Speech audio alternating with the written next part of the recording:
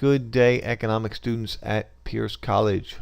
Welcome to the second week of our study of microeconomics. All second week assignments should be completed by midnight on the 24th of July. What will we be studying during the second week? The first week introduced the concept of elasticity after our study of markets using the tools of supply and demand. So we will finalize our study of elasticity. The chapter includes a detailed examination of elasticity of demand at the beginning, a brief investigation into elasticity of supply, an economic examination of the importance of cross-price elasticity and income elasticity, and then finally the chapter ends with consumer and producer surpluses and an examination of dead weight loss.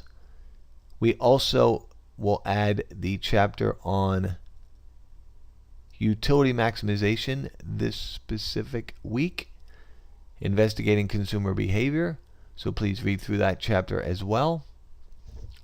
Now let's go on to the assignments. There will be a quiz for week 2.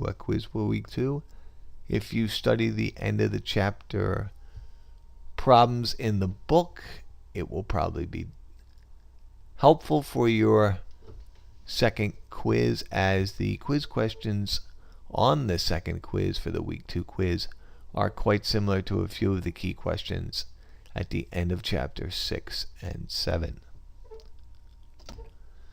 There is, as always, a discussion question, and the discussion question involves reading a few articles, one about how people spend their money at Christmas time, the other one is about what percentage of money is spent on luxury goods as opposed to necessities. And you're really going to think about how the contents of these articles relate to the principles of consumer behavior and utility maximization. Please submit a detailed, thoughtful, economically logical answer to the question for this week's discussion board, and please try to reply to your classmates in a timely manner. There's also a homework assignment. The city of Philadelphia and a few other cities, including Chicago, have levied a sugary drink tax on sodas and other sugary drinks. So the question for this week's homework challenges you to think about the concept of elasticity of demand, and asks why would cities levy a tax on these sugary drinks? What's the intended outcome? Is it working? Why or why not? And what's the difference between the Philadelphia tax and the Chicago tax? As always, submit your answer in Dropbox.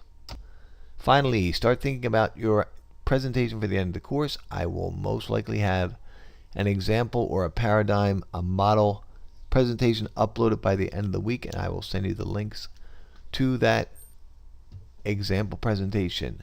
Good luck, and be in touch if you need anything related to this week's academic studies of microeconomics.